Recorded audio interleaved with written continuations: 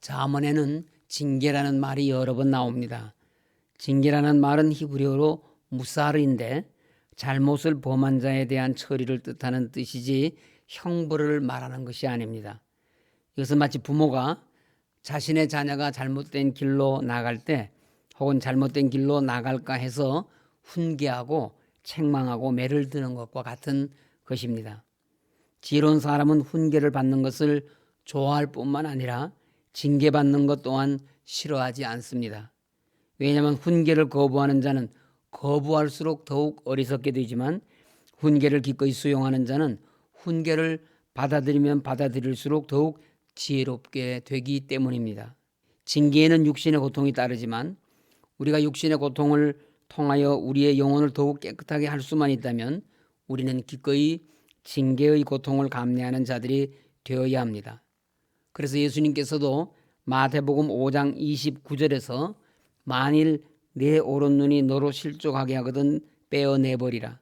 내 백체 중 하나가 없어지고 온몸이 지옥에 던져지지 않는 것이 유익하다고 하셨습니다. 지혜로운 자는 이러한 훈계와 징계를 즐거워함으로써 참된 지식을 얻고 그로 인해 생명길로 나아가게 됩니다.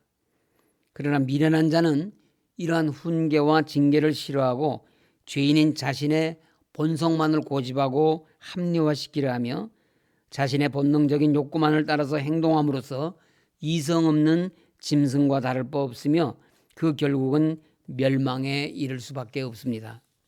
1절 말씀에 의하면 솔로몬은 훈계의 수용 여부에 따라서 악인과 의인의 특성을 말하면서 훈계를 좋아하는 자는 지식을 좋아하거니와 징계를 싫어하는 자는 짐승과 같으니라고 하였습니다. 이 말씀과 같은 맥락의 말씀으로 잠언 3장 11절 이하에서는 내 아들아 여호와의 징계를 경히 여기지 말라. 그 꾸지람을 싫어하지 말라. 대저 여호와께서 그 사랑하시는 자를 징계하시기를 마치 아비가 그 기뻐하는 아들을 징계함 같이 하시느라고 하였습니다. 하나님께서 우리를 사랑하시기 때문에 징계를 할 때가 있는데 우리를 징계하시는 하나님의 마음이 얼마나 고통스럽고 아프실까 하는 것을 우리가 기억해야 합니다. 그리고 징계를 어떻게 받아들이냐에 따라서 하나님의 징계가 우리에게 축복이 될 수도 있고 화가 될 수도 있는 것입니다. 시편 기자들은 도무지 인간의 이성으로는 알 수 없는 고난과 어려움을 당할 때 아무리 고민해도 의문을 풀 수가 없을 때 어떻게 하였는지 기억을 하십니까? 시편 73편 16절 이하에서 내가 어쩌면 이를 알까 하여 생각한즉 그것이 내게 심한 고통이 되었더니 하나님의 성소에 들어갈 때야 그들의 종말을 내가 깨달았나이다라고 하였습니다. 내 스스로는 우리 힘으로서는 해결할 수 없는 문제에 직면해 계십니까? 도무지 이해할 수 없는 처지와 상황에 봉착하셨습니까? 낙심하거나 누구를 원망하지 말고 하나님의 전에 나아가 하나님 앞에 기도하면 하나님께서 하나님의 방법으로 문제 해결의 응답을 주심을 믿으시기를 바랍니다. 하나님께서는 환난 날에 나를 부르라고 하셨습니다. 시편 50편 15절 말씀입니다. 그러면 내가 너를 건지리니 내가 나를 영화롭게 하리라고 하셨습니다. 기독교 신앙은 우리의 영혼을 위로 향하게 합니다. 그래서 고난과 실패를 통해 새로운 비전과 용기를 얻고 새 은혜와 능력을 얻어서 실패를 승리로 절망을 소망으로 승화시키는 것입니다. 그러므로 어려운 일을 당할 때, 고통을 당할 때, 힘들고 낙심이 될 때 은혜의 보좌 앞으로 더 가까이 나아가시는 성도님들이 되시기 바랍니다.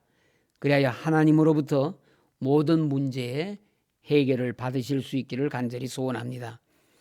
2절에 선인은 여호와께 은총을 받는다고 하였습니다. 하나님께서 우리에게 베푸시는 가장 큰 은총은 우리를 죄에서 건져주신 구원의 은총입니다.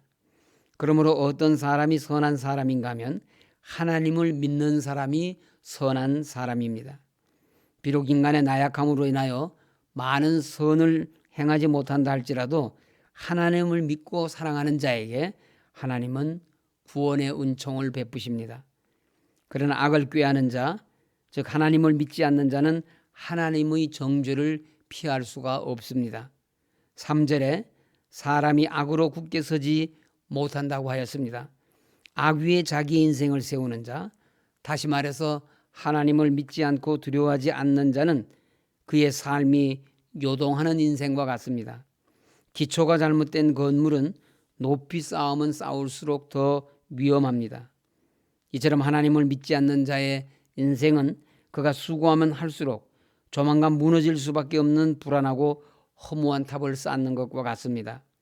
그러나 하나님을 의뢰하는 의인의 삶은 땅에 깊은 뿌리를 내린 나무와 같이 깊게 뿌리 내린 믿음에 지탱하여 인생의 어떤 비바람과 폭풍에도 흔들리지 않습니다.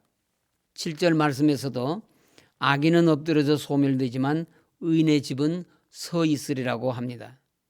5절 말씀에서 의인의 생각, 즉 의인의 말이 정직한 까닭은 의인은 하나님의 심판이 있을 것을 항상 기억하므로 하나님 앞에서 의롭고 성실한 삶의 자세를 잃지 않으려고 노력하기 때문입니다. 따라서 의인의 생각은 올곧아서 그 말이 정직하며 다른 사람들을 해하기보다 구원하는 것입니다. 반면에 악인이 도모하는 것은 속임과 거짓이기 때문에 악인의 말과 행동이 사람의 피를 흘리는 악독한 것에 이르는 것입니다. 잠언 기자 솔로몬은 의인과 악인의 상반된 삶의 자세와 상반된 인생의 결과를 대조하면서 의인과 악인의 말이 그들의 생각을 통해 선하고 복된 말 한마디가 사람을 살리는 말이 되기도 하고 악하고 가증한 말 한마디로 사람을 죽이는 말이 되기도 한다는 사실을 우리에게 교훈합니다. 뿐만 아니라 이것이 마지막 때에 하나님 앞에서 얼마나 큰 죄가 되며 또한 상급이 될 것인지를 말하고 있습니다. 말씀을 마치겠습니다. 사람에게 있어서 말은 참으로 중요합니다. 특히 하나님을 섬기는 우리 믿음의 성도들에게 이 말은 매우 귀중합니다. 말은 인간이 하나님으로부터 받은 큰 축복입니다. 세상 어떤 존재가 하나님과 말로 대화함으로써 교제를 나눌 수가 있습니까? 오직 우리 사람에게만 주신 하나님의 최고의 선물이고 축복입니다. 지혜로운 자의 혀는 양약과 같아서 많은 동력자들이 위로도 받고 치유도 받고 새 힘을 얻기 위해서 그의 그늘 아래로 모여듭니다.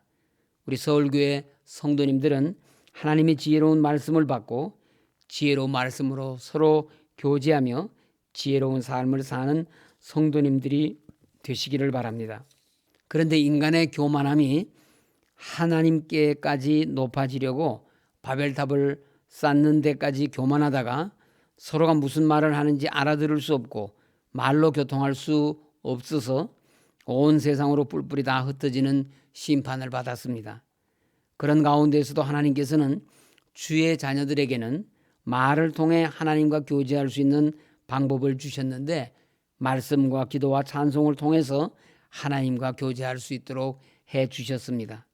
하나님께서는 우리 성도들과 항상 대화하시며 교제하시기를 원하십니다. 하나님께서 원하시는 뜻에 순종하셔서 오늘도 말씀과 기도와 찬송으로 하나님과 친밀한 교제를 나누시는 지혜로운 성도님들이 되시기를 간절히 소원합니다.